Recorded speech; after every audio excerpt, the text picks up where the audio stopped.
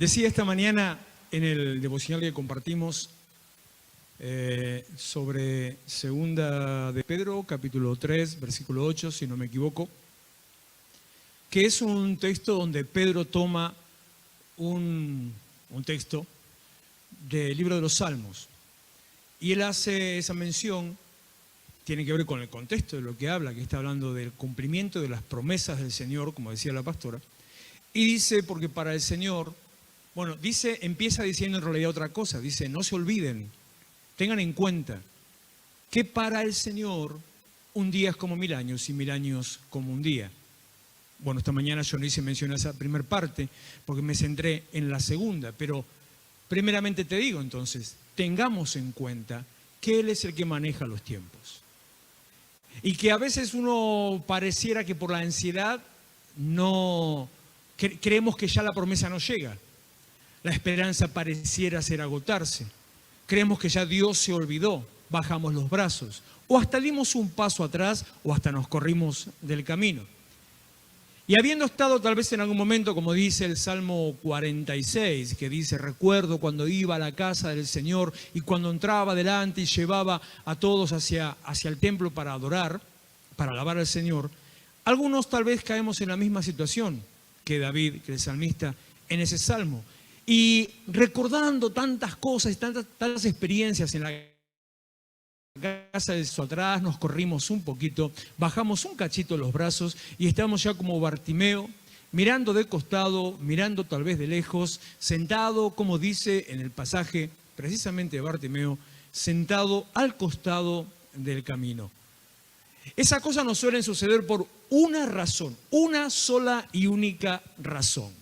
Tocate un poquito, hacete así, pegate, pellizcate un cachito, así, decite qué lindo que sos. Bueno, todo eso que vos estás tocando, todo eso que tocas, esa carne y hueso que estás tocando, no digo piel y hueso porque la cuarentena vino con todo complementado, pero esa carne y hueso que estás tocando nos demuestra que somos seres humanos, somos de carne, como dice la Biblia, que la carne es la que batalla contra el alma, la carne que es la que batalla contra los designios del espíritu. Entonces, por ser de carne, por ser seres humanos, entonces a veces ponemos los ojos en nosotros, en nuestro pensamiento, en nuestra condición, en nuestra limitación y creemos que todo eso condiciona a Dios. Pero vuelvo a decirte, tomando la palabra de la mañana y esto de ahora, los tiempos están en las manos del Señor.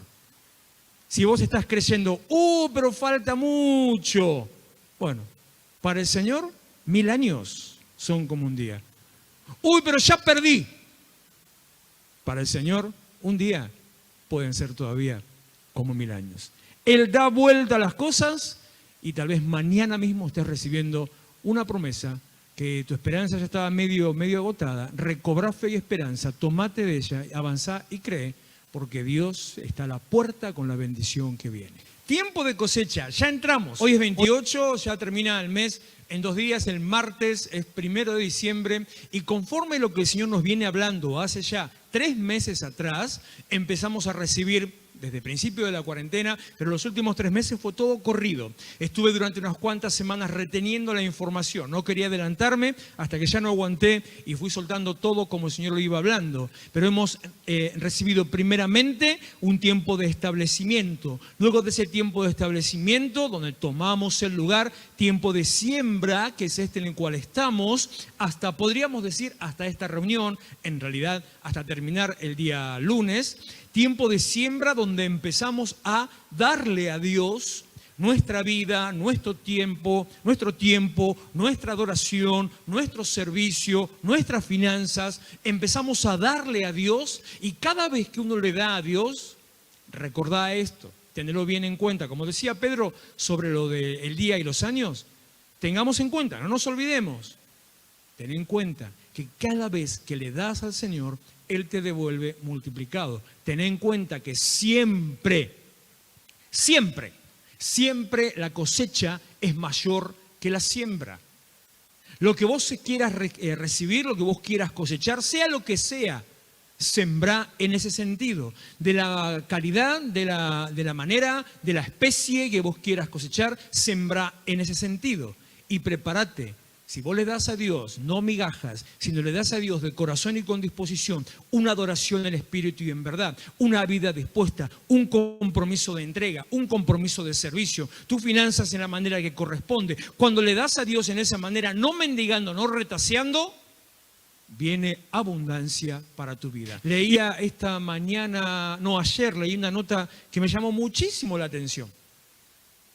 Ayer en la reunión de hombres hice un comentario sobre algo con lo cual el Señor me ministró hace una semana atrás, y fue una nota periodística del diario Infobae. Mire usted las cosas tremendas, cómo Dios puede hablar.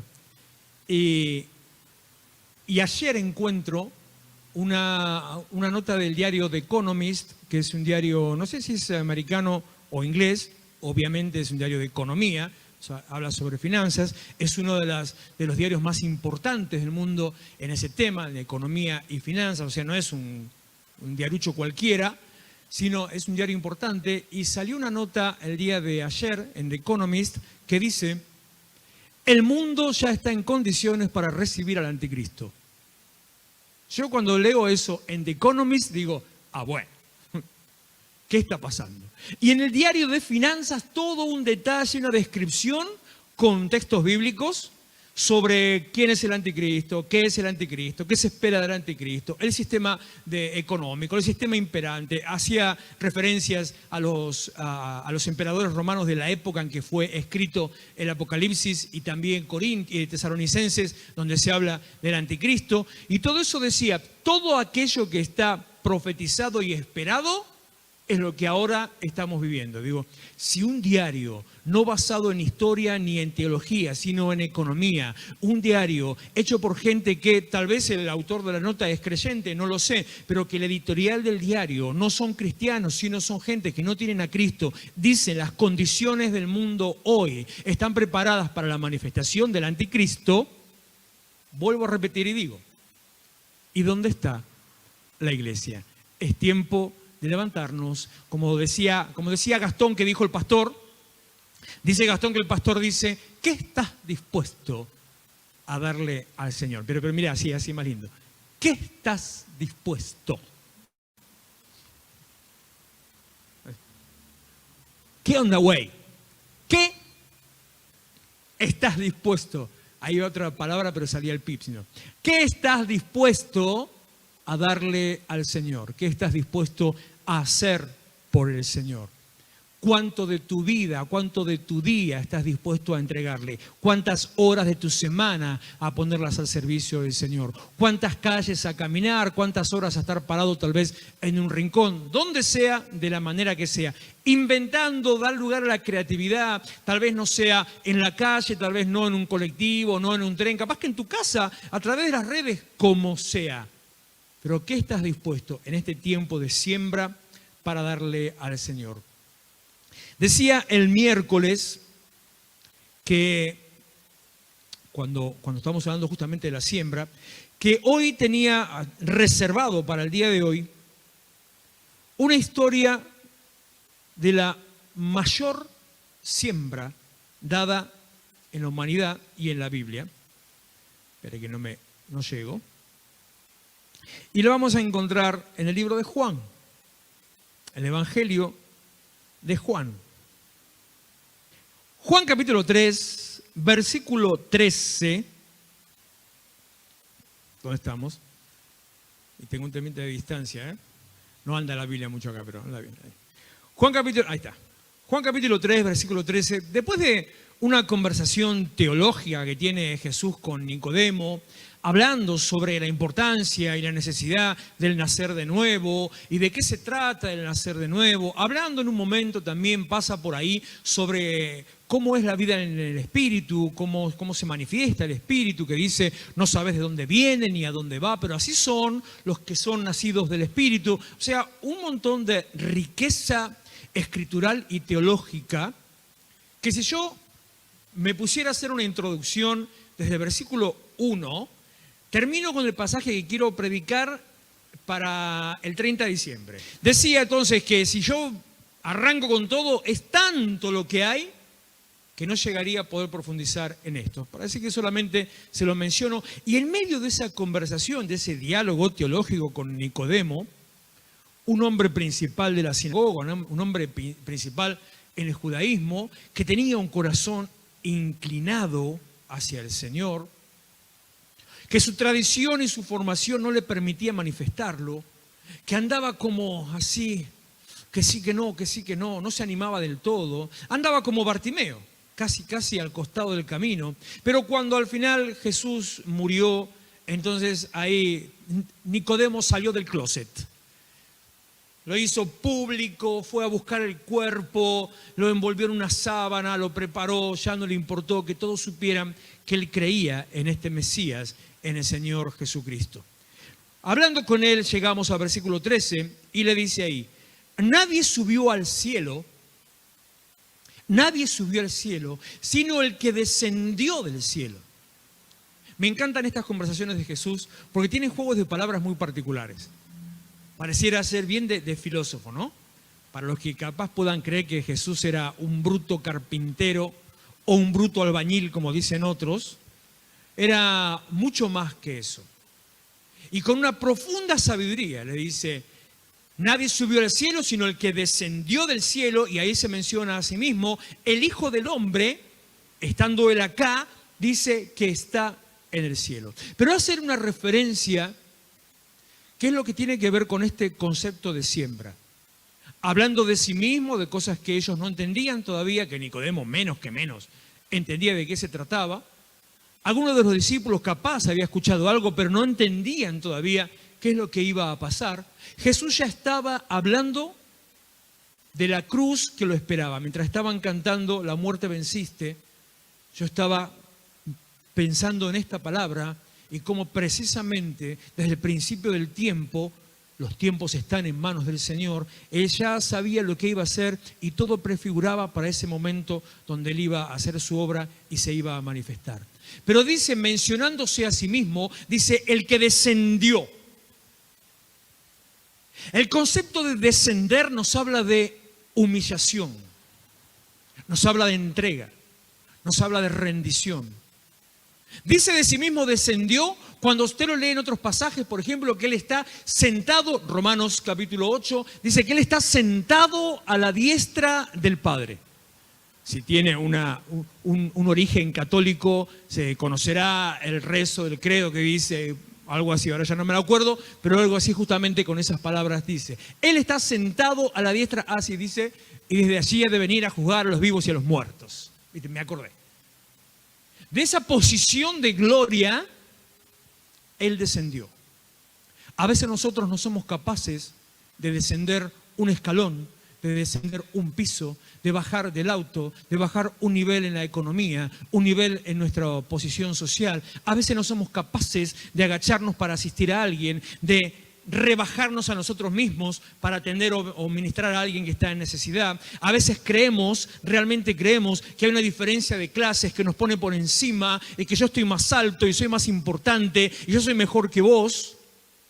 Jesús descendió. No es la primera vez que Jesús desciende, sino que hay un pasaje que siempre me tocó muy fuerte, que es el pasaje del paralítico en el estanque de Betesda, donde es un hombre que dice que estuvo 38 años, si no recuerdo mal, estuvo ahí tirado junto al estanque, cerca del estanque, en unas gradas como estas que tenemos, que lo acercaban al estanque, y había un pensamiento, era pura superstición de los judíos, una idea que había un ángel que descendía sobre ese estanque. Y entonces cuando el ángel descendía, las aguas del estanque se movían. Una corriente de aire que soplara sobre el estanque, que es simplemente una acumulación de agua, entonces haría un mínimo oleaje superficial, el agua se movería, y creían que como el ángel había descendido, el que en ese momento sea el primero que entre al agua, iba a ser sanado de cualquier dolencia que tenía. Este hombre paralítico estaba ahí esperando, quejándose, llorando, porque no podía descender al estanque. Y cuando se encuentra con Jesús, le dice, ¿qué querés que te haga? Y le dice, nadie me ayuda a entrar al estanque. Yo le diría, pedazo de energúmeno, en 38 años no pudiste arrastrarte, aunque sea 1 centímetro por día, para llegar al estanque. Menos mal que yo soy yo y no Jesús, porque Jesús no le dijo eso.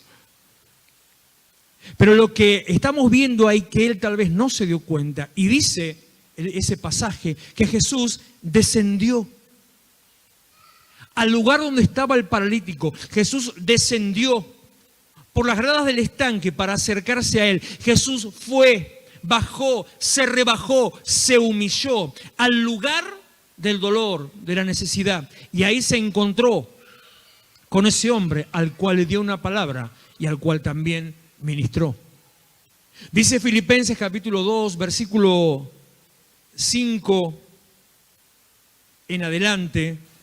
Filipenses capítulo 2, versículo 5 en adelante. Haya pues en ustedes ese sentir que hubo también en Cristo Jesús, el cual siendo en forma de Dios, sentado en lugares celestiales, sentado a la diestra del Padre, siendo en forma de Dios, no estimó el ser igual a Dios como cosa a que aferrarse, sino que se despojó a sí mismo, humillación, se despojó a sí mismo, se quitó su vestidura, se quitó su investidura.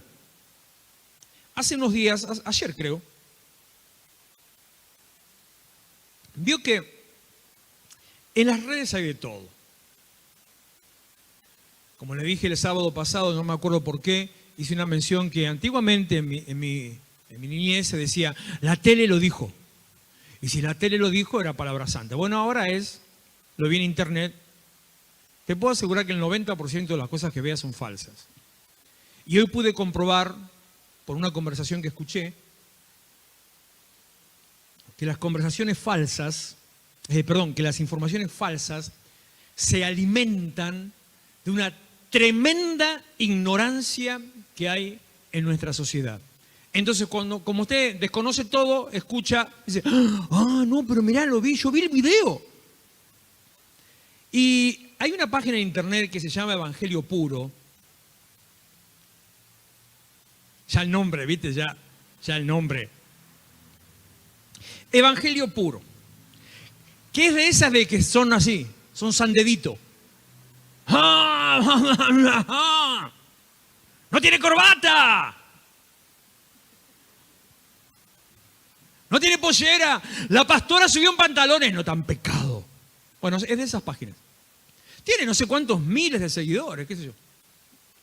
Y salió un fulano a demostrar la herejía de la apostasía, del apóstata, siervo del anticristo, así le dijo, de un pastor muy conocido, que es el pastor Guillermo Maldonado.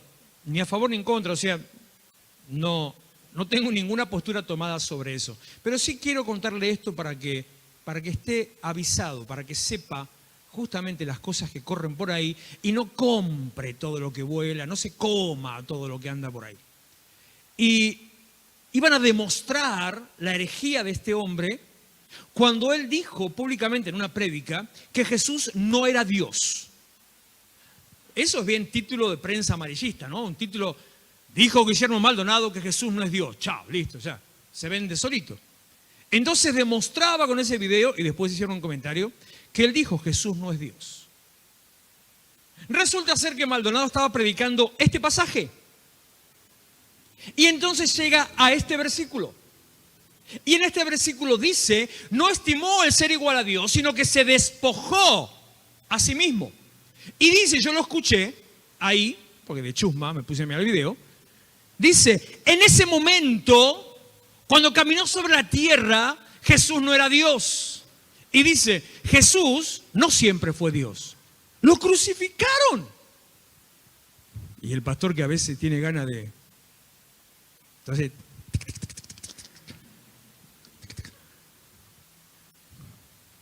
claro, porque ya que no me pude quedar, ya me tengo que quedar con la gana de abrir en rebeldía, entonces con alguien me la tengo que agarrar. Entonces, y le puse, sin embargo, tiene razón. Jesús se despojó de su divinidad. Jesús se humilló a sí mismo. Y decían de Maldonado, ¿cómo va a decir que Jesús todo lo que hizo, lo hizo como un hombre ungido?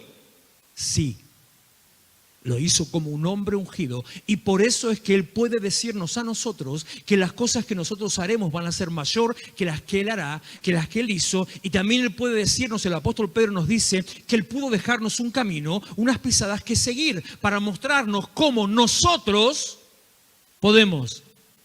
Uy, si me escucha el evangelio puro, ya. Oh, pero eso te da mucho rating. Entonces que me escuche. Claro, ¿sabes que cuántos likes van a empezar a aparecer? Para demostrarnos que nosotros, vos, yo, tú, él, ellos, vosotros y aquellos, todos podemos ser igual a Jesús y más que Jesús. ¡Pum! Ahí faltó Joel en la ¡pum! O un chan del teclado.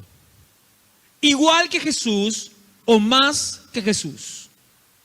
Nos muestra cómo tiene que ser una vida entregada. Hasta el momento en que, Hechos capítulo 1, Él es ascendido y recibe y recupera su gloria, la cual dice de sí mismo, hablando en la transfiguración, dice, la gloria que tenía antes, recibe nuevamente. Jesús se humilló.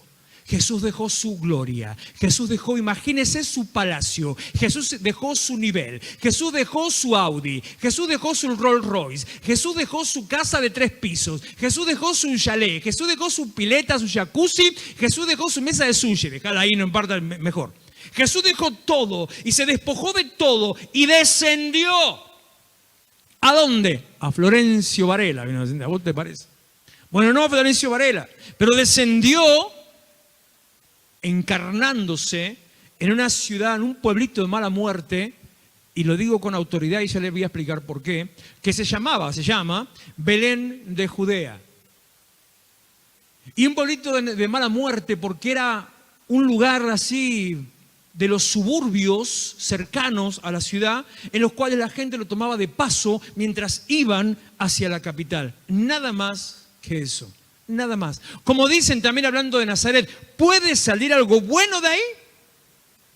Ahí descendió para hacer una obra de salvación, una obra de entrega, la obra de siembra más grande del mundo, la siembra más grande de los tiempos, la siembra de mayor compromiso, la siembra de mayor importancia. Fue un hombre que no le importó a lo que se iba a enfrentar por vos y por mí. ¿Cómo no sos capaz entonces de darle un tiempo de tu vida al Señor?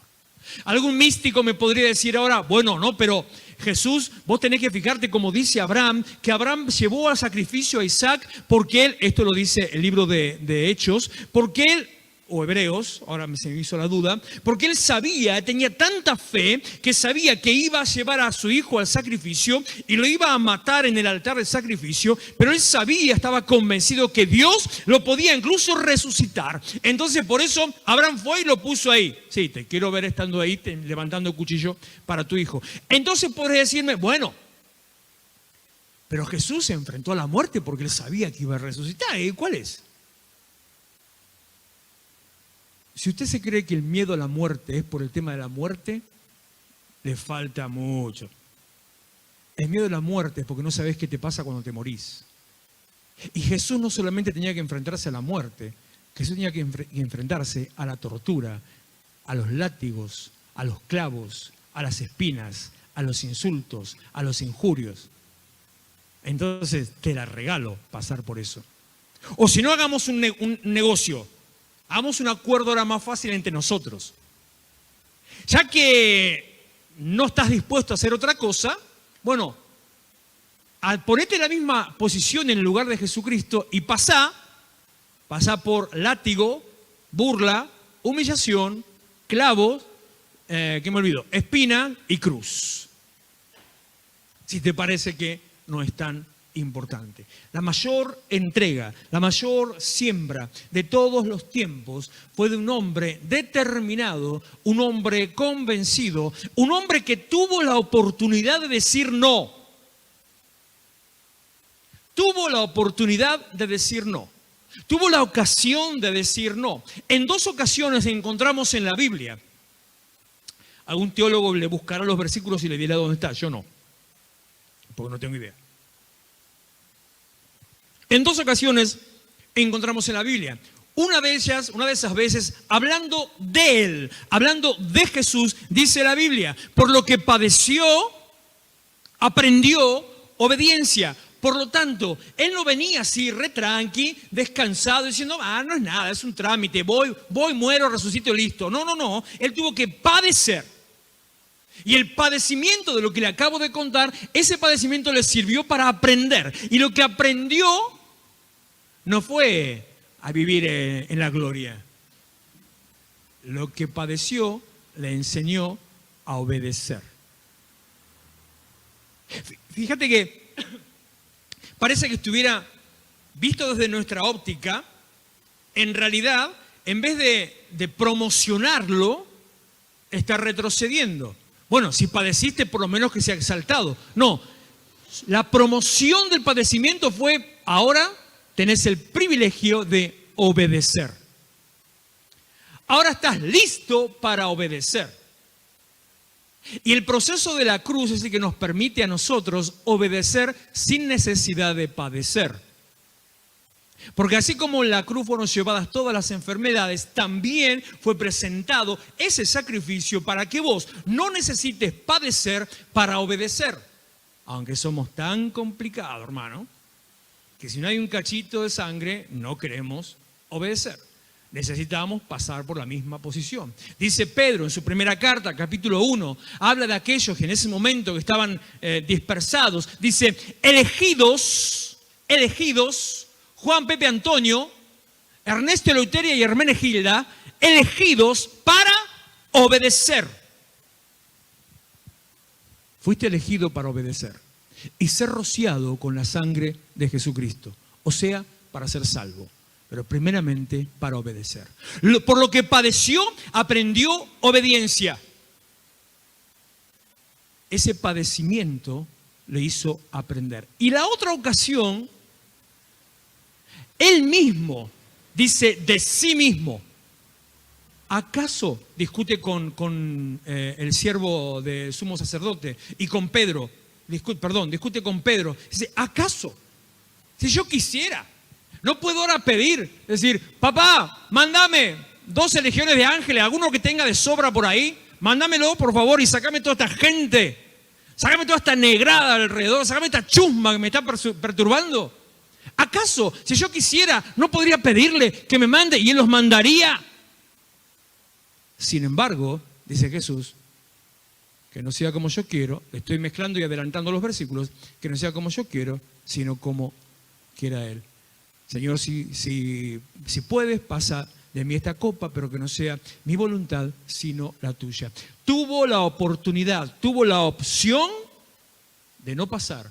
Sin embargo, Él decidió pasar por el valle de la muerte, del dolor y de la aflicción. Descendió y se humilló. Sigue el versículo, Juan 3:13. El Hijo del Hombre que está en el cielo, versículo 14. Y como Moisés levantó la serpiente, me acordaba que hace unos meses atrás, con el grupo de discipulados tuvimos una conversación sobre esto de la serpiente de bronce. El Neustán. Como Moisés levantó la serpiente en el desierto, así es necesario que el Hijo del Hombre sea levantado. Como Moisés levantó la serpiente en el desierto, así es necesario que el Hijo del Hombre sea levantado. Fíjate la comparación que está haciendo. En ese momento, aquel del cual dice que descendió, habla ahora de levantado. Pero ese levantar, si usted conoce la historia de la serpiente de bronce, fue con un momento donde había una mortandad sobre todo el pueblo. Estaban muriendo por rebelión, por quejarse, por murmurar contra Dios y contra el liderazgo. Estaban muriendo todos. Entonces Dios le dice a Moisés, talla una serpiente de bronce, ponela sobre un asta, clavarla a la altura, y todos aquellos que miren a la serpiente, aunque hayan sido picados por las serpientes, no morirán, van a ser sanados.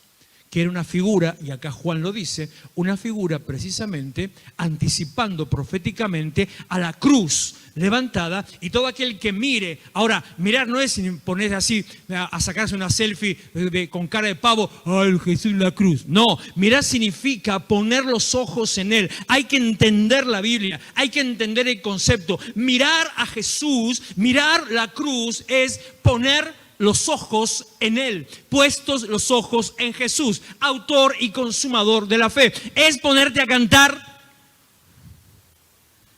Fija tus ojos en Cristo, tan llenos de gracia y amor, y lo terrenal sin valor serán a la luz del glorioso Jesús. Eso es mirarlo a Él.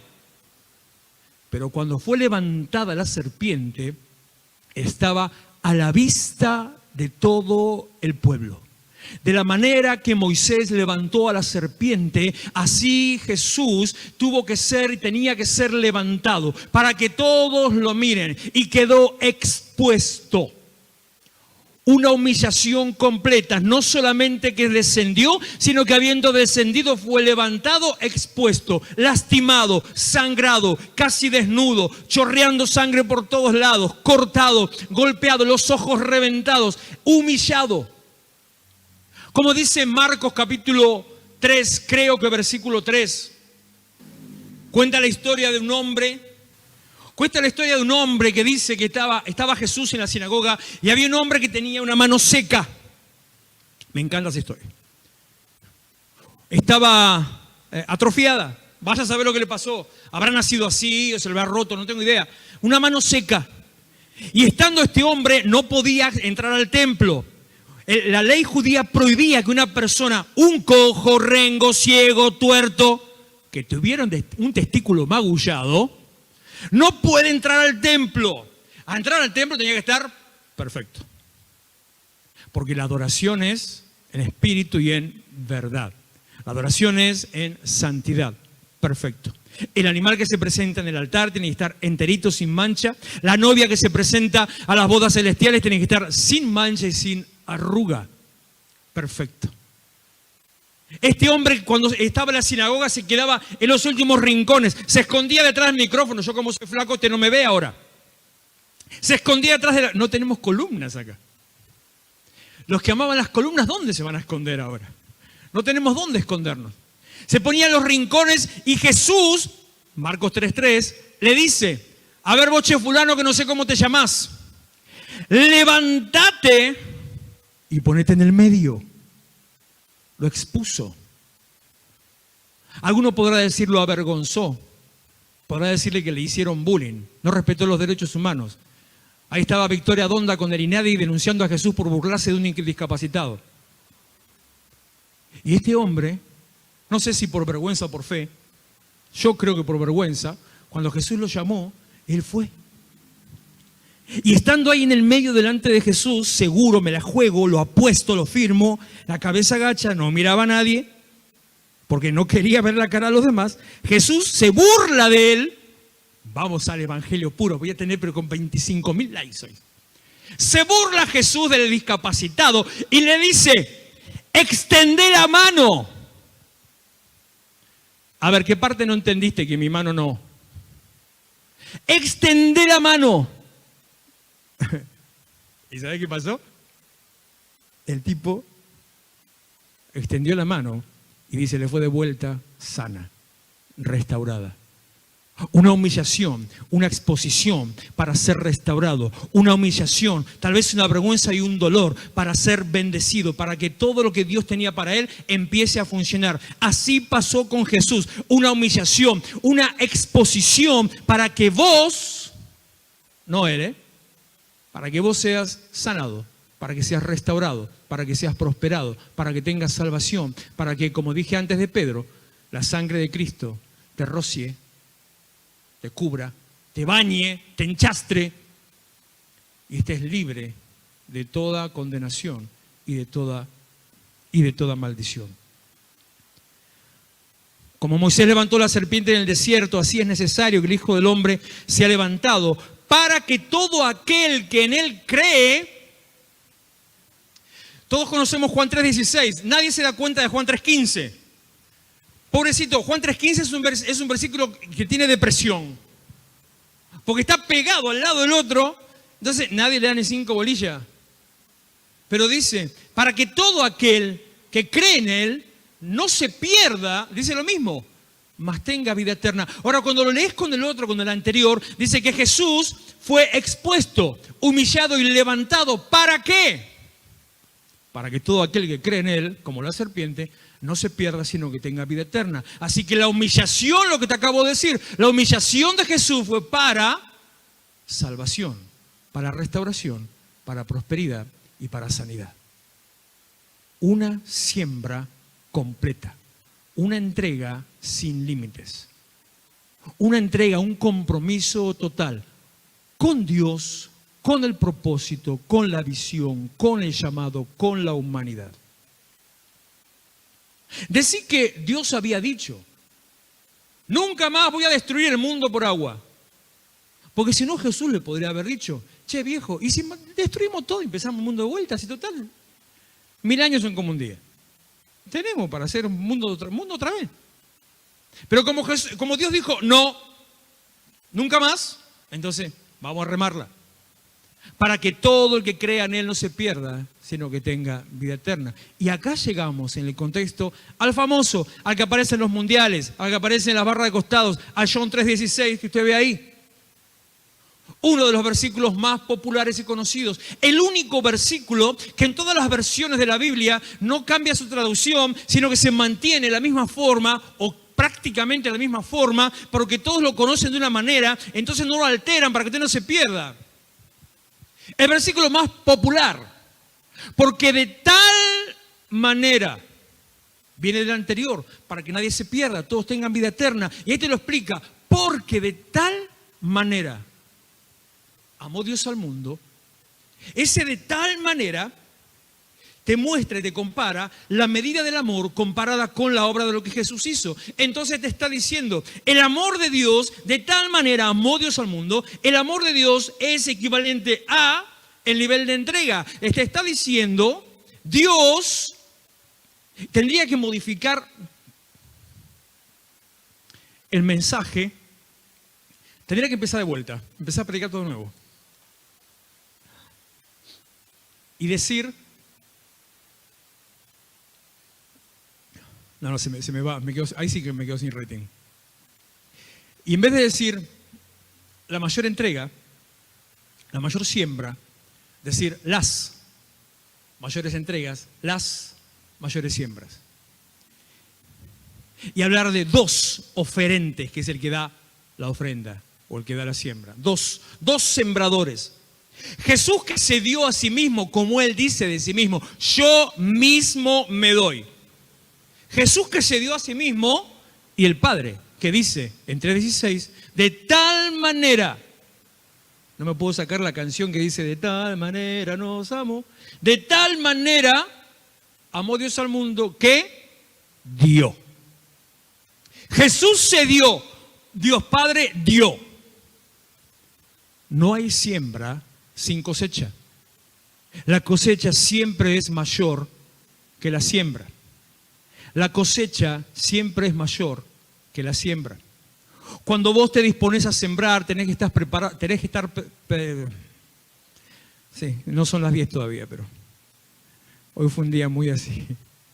Cuando vos estás dispuesto a sembrar, tenés que estar preparado para recibir una cosecha en abundancia. Y saber que, como te dije tempranito, saber que siembres de la misma especie que querés cosechar. Alguno debe estar entendiendo por ahí la profundidad a dónde va lo que estoy diciendo. Cuando vos estás dispuesto a sembrar, tenés que estar dispuesto a recibir la misma especie de lo que sembraste. Y cuando estás dispuesto a sembrar, tenés que entender que vas a recibir más de lo que sembraste. Dios dio a su Hijo. Dios sembró a Jesucristo.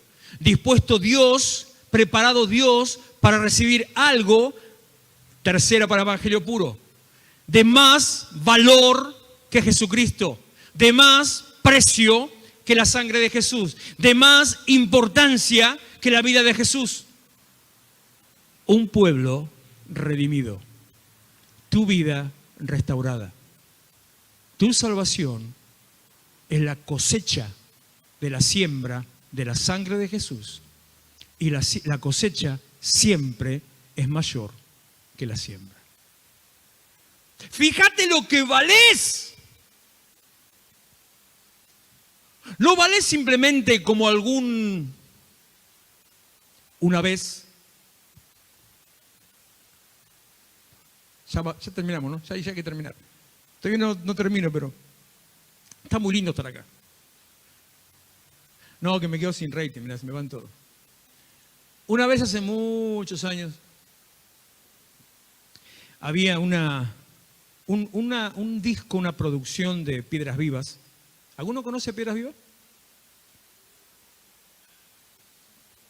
Y cambiaron un poquito su estilo para esa producción. Hicieron cada tanto les agarra, vio, a los grupos cristianos.